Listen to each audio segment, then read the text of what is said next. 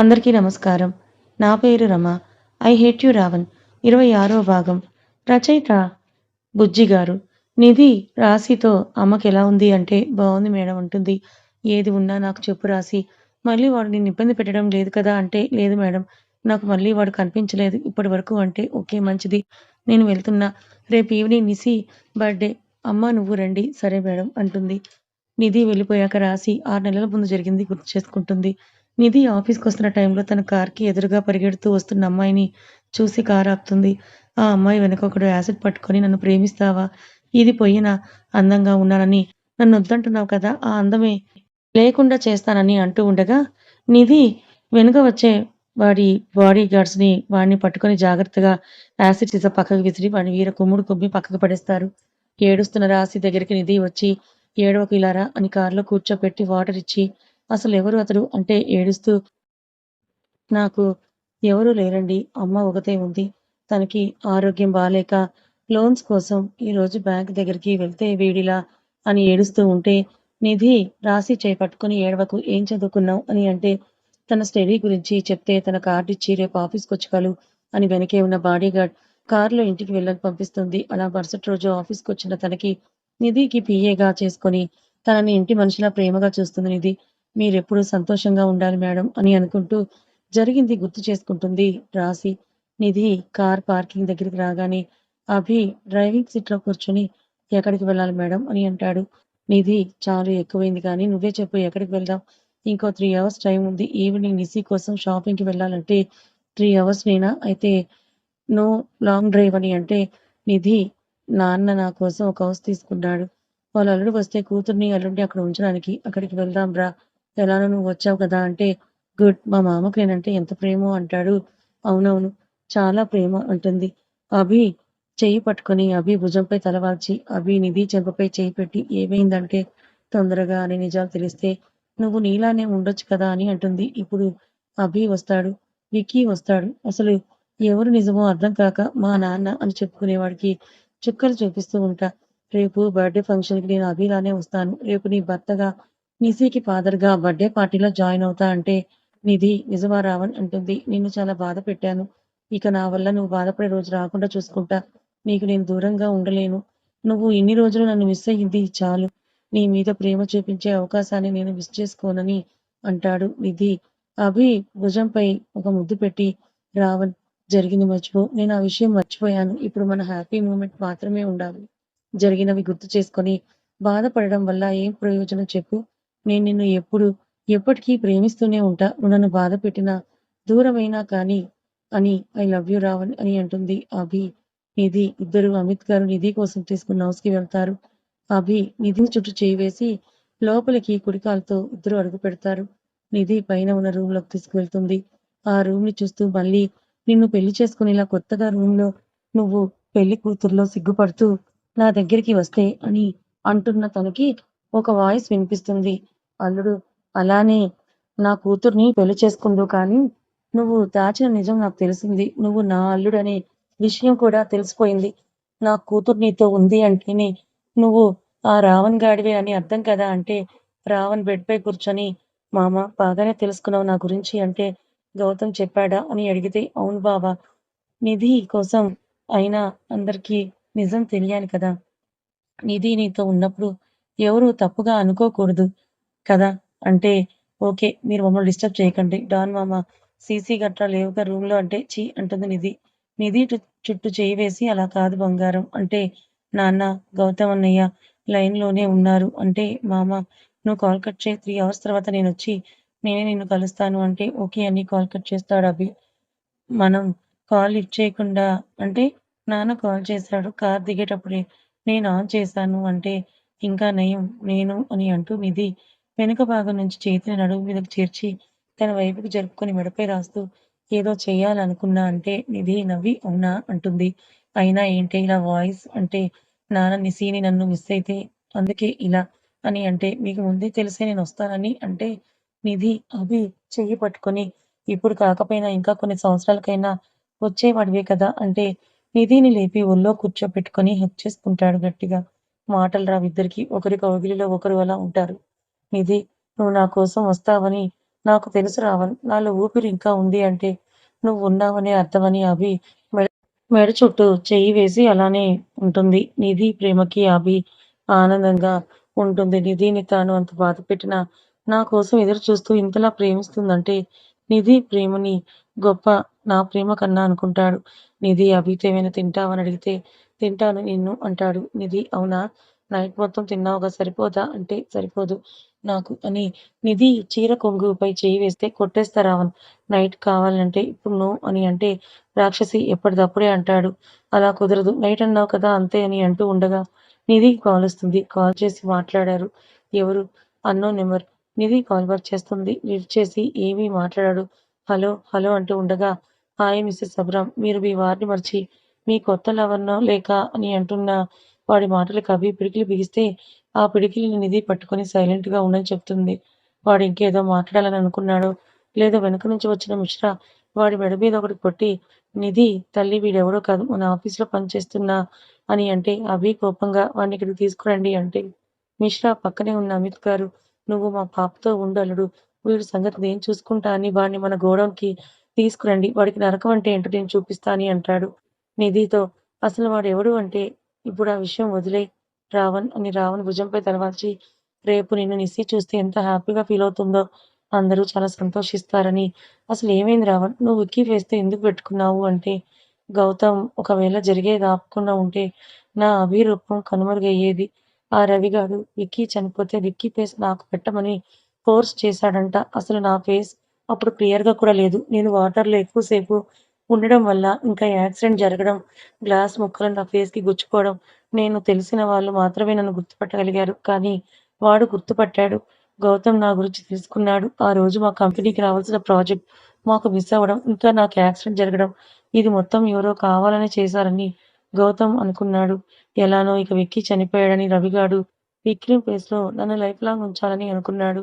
గౌతమ్ మాత్రం విక్కీ కోసమే ఇలా నన్ను నా ఫ్యామిలీకి దూరం చేయడం ఇష్టం లేక నన్ను సేవ్ చేస్తూ వాళ్ళ ఫ్రెండ్ డాక్టర్‌తో నాకు సర్జరీ అయినట్టుగా నమ్మించాడు. కానీ ఆ రవిగాడి మనిషి నాకు మెడిసిన్ మార్చి ఇవ్వడం వల్ల నాకు నేను ఎవరూ గుర్తు లేకుండా పోయింది. ఆ విషయం గౌతమ్‌కి లేట్‌గా తెలిసింది. అప్పటినుంచి రవిగారి మీద అనుమానం మొదలైంది.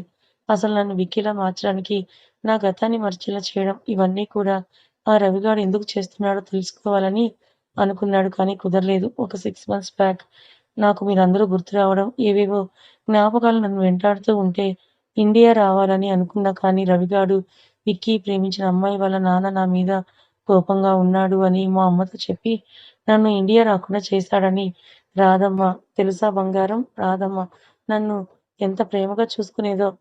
కన్నా కన్నా అంటూ తన చేతి వంట అమృతంలా ఉండేది. మా అమ్మని కూడా మరిచేలా ప్రేమ చూపించింది అని గాయత్రి అమ్మ ఎలా ఉందో అని బాధపడుతూ ఉంటే అభి చేయి పట్టుకొని అసలు వాడు ఏం ప్లాన్స్ చేస్తున్నాడు ఇప్పుడు?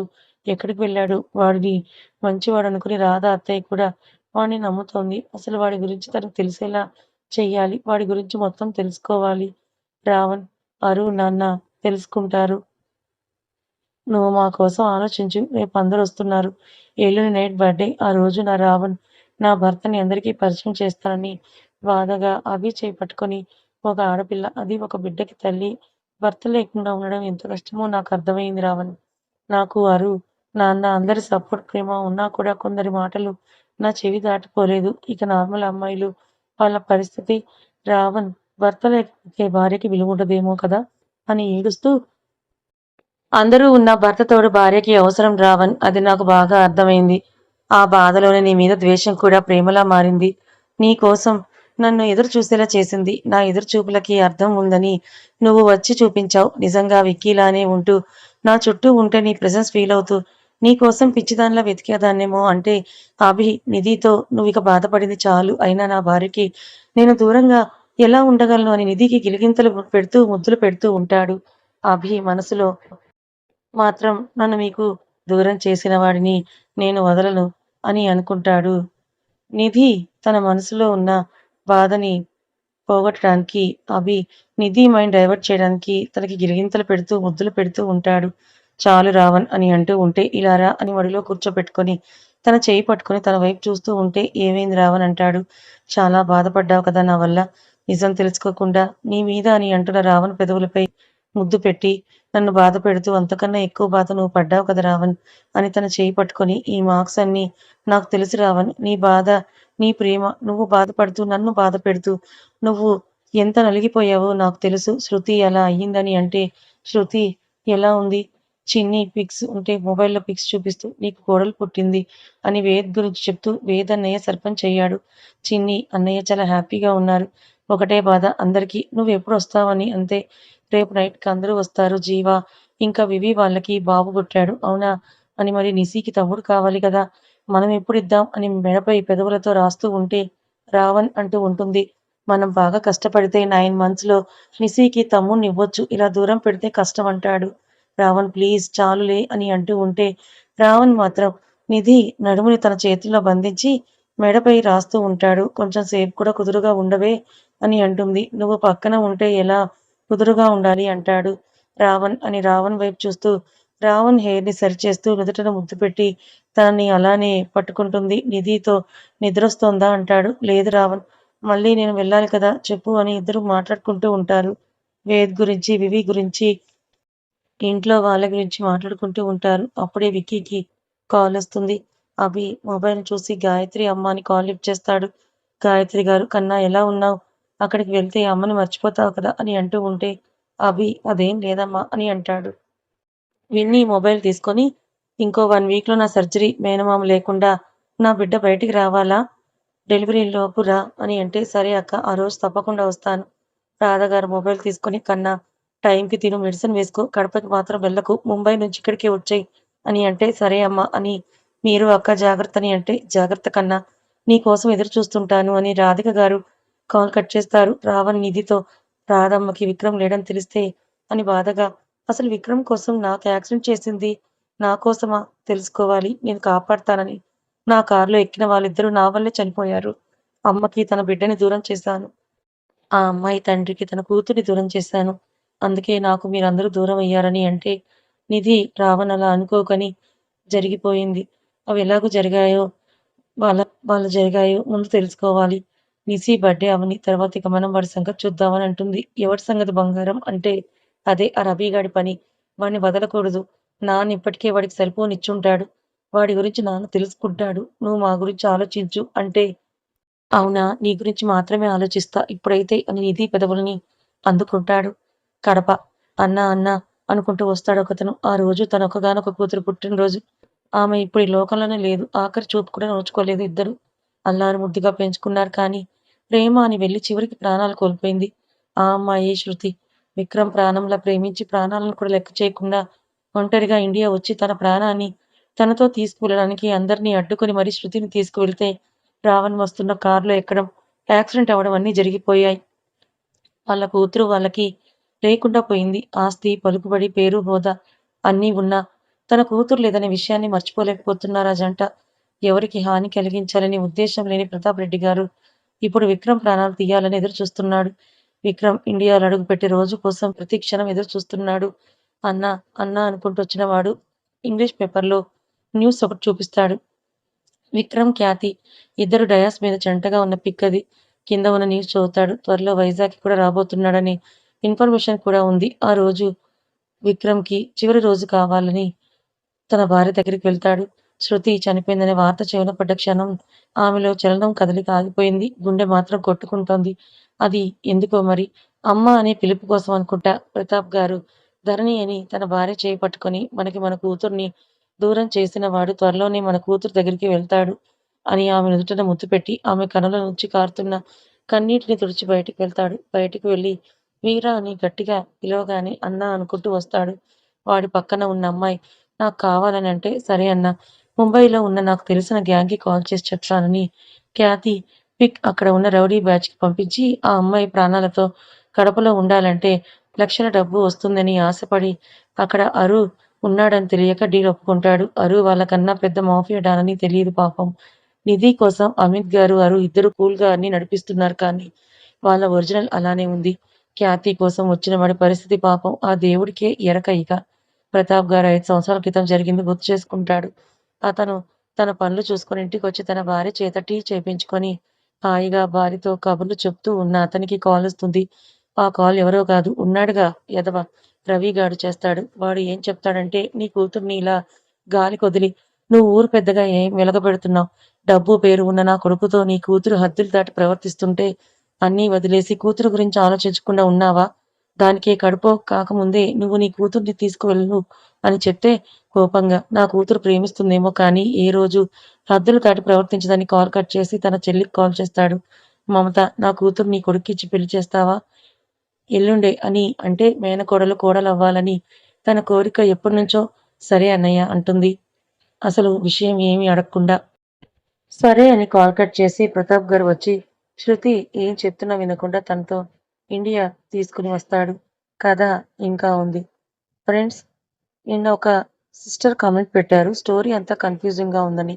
ఈ కన్ఫ్యూజన్ అన్ని విడిపోవటానికి అసలు ఏం జరిగిందో, ఎవరికెవరు ఏమవుతారో అన్నీ కూడా మీకు రాబోయే ఎపిసోడ్ లో తెలుస్తాయి. స్టోరీ ఇంకా ఇంట్రెస్టింగ్ గా ఉండబోతుంది. కథ నచ్చితే లైక్ చేయండి, మరి కొంతమందికి షేర్ చేయండి. Thank you so much.